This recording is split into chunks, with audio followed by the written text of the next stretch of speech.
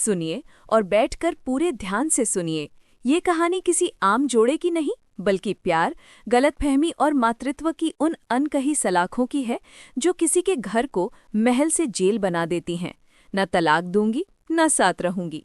दिल्ली के Patiala house court में जब ये शब्द गूंजे तो वहां मौजूद हर सांस रूठ सी गई और जो सुन रहा था उसे लगने लगा कि सामने खड़ी 28 साल की प्रिया शर्मा सिर्फ एक फैसला नहीं सुना रही, वो अपनी टूटी हुई दुनिया की घोषणा कर रही थी।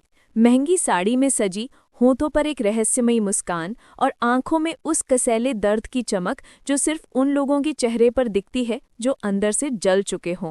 कटघरे में खड़ा अमित शर्मा, जिस पर समय की कितनी ही मार आ चुकी थी, उसकी आंखों की लालियां और चेहरे की थकान बयां कर रही थी कि वो एक झुका हुआ आदमी था जो अपनी दुनिया बचाने की विनती के सिवाय कुछ कर नहीं सकता था।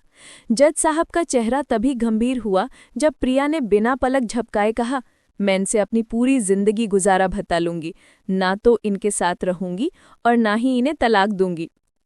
इस पन्ने पर जो दलीलें चली वो सिर्फ कानून की नहीं थी, वे दो अलग अलग जीवनों के संघर्ष की, अपेक्षाओं की और उन टूटी हुई वादों की दास्तान थी जो शादी के पहले चमकते हैं और बाद में धूल में मिल जाते हैं।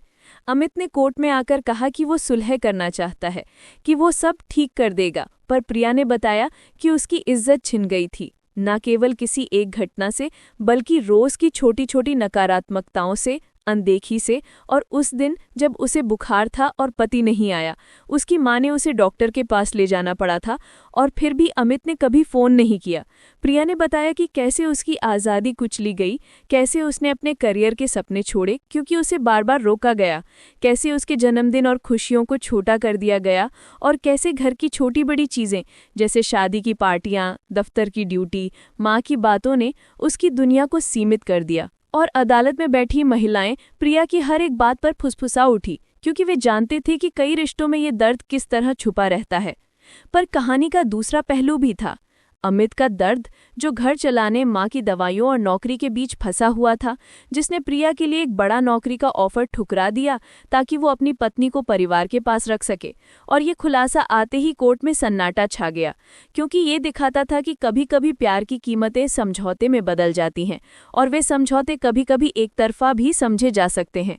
तभी मामला और जटिल हुआ जब प्रिया की मां सुधा देवी ने बार बार फोन करके छोटी शिकायतों को बड़ा बना दिया और हर छोटी सी बहस को जीवन भर का जख्म बनाकर बेटी के दिल में जहर घोल दिया।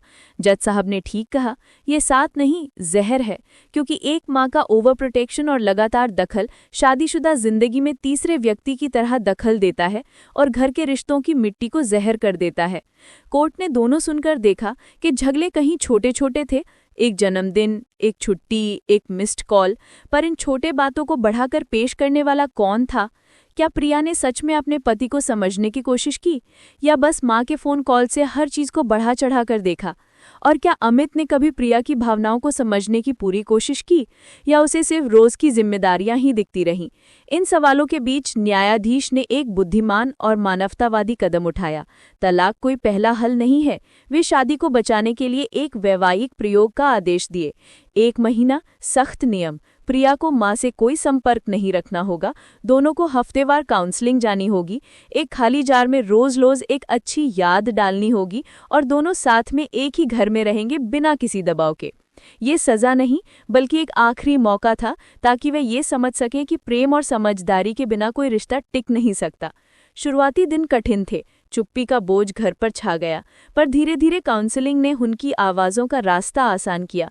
उन्होंने अपने अपने दर्द और कमियों को सुना, पर सबसे बड़ी सीख तब आई जब प्रिया को एहसास हुआ कि उसने अपनी माँ की हर शिकायत को अपने भीतर रख लिया था और उससे उसने अपने पति की छोटी छोटी कोशिशों को अनदेखा कर दिया था। वहीं अमित को समझ आया कि उसने भी अपनी व्यस्तता और जवाबदेहियों को हर बात से ऊपर रख लिया था और प्रिया की भावनात्मक ज़रूरतों को पर्याप्त नहीं समझा था।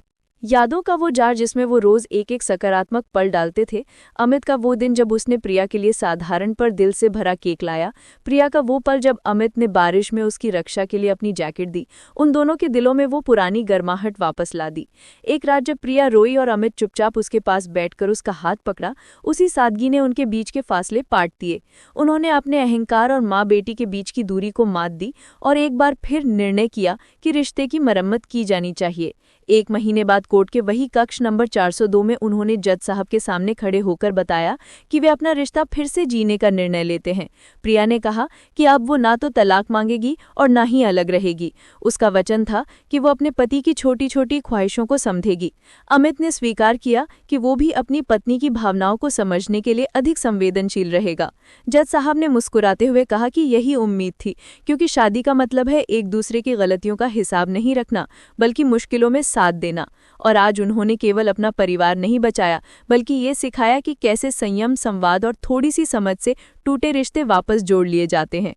ये कहानी में सुहाना सुनिए भावनाओं का एक ऐसा सफ़र है जिसमें कभी कभी हम अपने पास के लोगों को खोकर ही सीखते हैं कि क्या चाहिए। और हाँ, इस कहानी का हर मोड़, हर वैचारिक टकराव और हर सुलह का पल आप 20 मिनट के दमदार वीडियो में देखेंगे। एक ऐसी वीडियो जो दिल को झकझोर दे, सोचने पर मजबूर कर दे और आखिर में उम्मीद का दामन थमाए रखे। अगर आपको ये कहानी पसंद आई और आप चाहते हैं कि हम ऐसे और खतरनाक, दिल को छू लेने वाले वाक़े बदल कर वीडियो में पेश करें, तो पूरा वीडियो ज़रूर देखें, लाइक करें और हमारे चैनल को सब्सक्राइब करें। सब्सक्राइब करके ज़रूर बताएं कि आप हमारे वीडियो किस शहर से देख रहे हैं और आपके पास भी कोई ऐसी सच्ची कहानी है तो हम उसे सुनकर उसे भी यहीं दिखाने की कोशिश करेंगे। अभी सब्सक्राइब कीजिए और बेल आइकन दबाइए ताकि अगली बार जब हम कोई और में सुहाना सुनिए कहानी लेकर आएं तो आप सबसे पहले उसे देखें। अंत में याद रखिए, प्यार को न्याय की ज़रूरत नहीं, समझ की ज़रूरत होती है। इसीलिए आज ही अपने रिश्तों की कद्र कीजिए और जो लोग आपके साथ हैं उन्हें खोने से पहले समझने की कोशिश कीजिए।